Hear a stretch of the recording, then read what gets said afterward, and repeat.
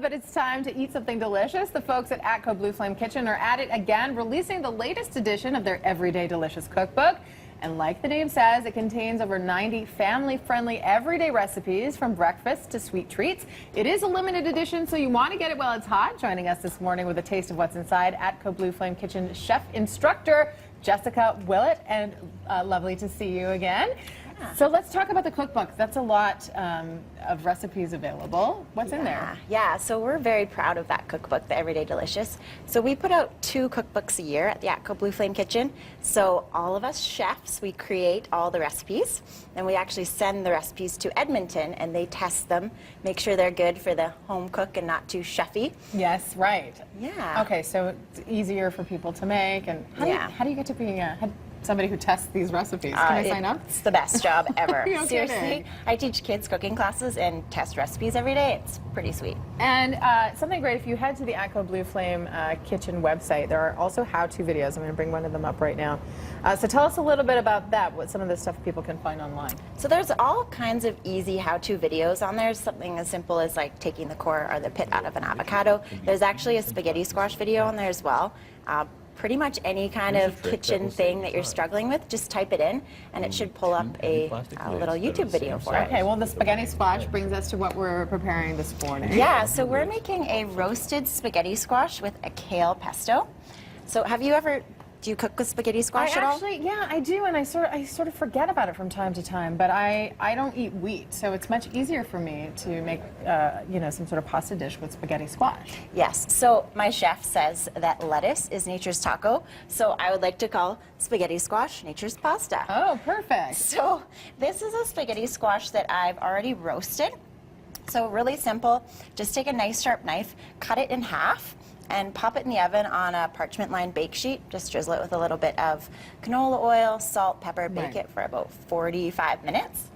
And you want to be able to see it start to kind of come apart like that. Right, and if you haven't seen a spaghetti squash, that's exactly what it does. It comes apart like that.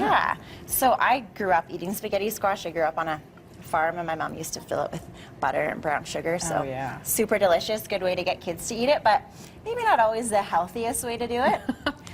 So you can just do that and just scoop it out. Yeah, and warm or cold, really either way. It's good in the summer, it's great cold. Okay. So just like that. They told me to bring this fork because it makes my hands look dainty. It's a lovely fork. Biggest fork ever. So that's our squash. That's super simple. This has all kinds of uses, but today we're going to serve it with a kale pesto. Okay. So kale, clearly the main ingredient there, but there's other stuff going on. So this is kind of a take on a classic pesto. I always like to, I'm a nutritionist as well as a chef, so I always like to incorporate things that are healthy for you and taste good. So we've got this kale here. Do you eat raw kale at all? I do eat raw kale, yeah. Do you know the tip about massaging kale? Yes, I've only heard that very recently. So show us how to massage kale. So this bowl's a little bit small for it, but if you wanted to massage your kale, if you wanted to get rid of a little bit of the bitterness, make it a bit more palatable, put it in a nice big bowl and drizzle a little bit of olive oil on it, a little bit of sea salt, and literally massage your kale. And it'll start to break down the cellulose, make it a little bit more palatable, and it actually turns the leaves nice and silky smooth. And so is that something you do even if you're cooking it, or is that just specifically something you want to do if you're eating it raw? If you're eating it raw, I would definitely recommend that, but it actually changes the flavor, so you'll notice it if you cook it as well. Okay. I think we're going to have to fast forward fairly quickly through this. Yeah, of course. We do have this recipe on our website, breakfasttelevision.ca, if you're interested in making this at home. So we've got kale. I'm seeing some basil, a lot of fresh basil there. Lots of fresh basil, some fresh parsley, some toasted almonds, pine nuts work too. Perfect. Parmesan cheese, and obviously garlic. Cold pressed olive oil. Cold pressed specifically? Yes, cold pressed extra virgin olive oil. So pour lots of that in, just enough so that it starts to come together. And then fresh lemon juice.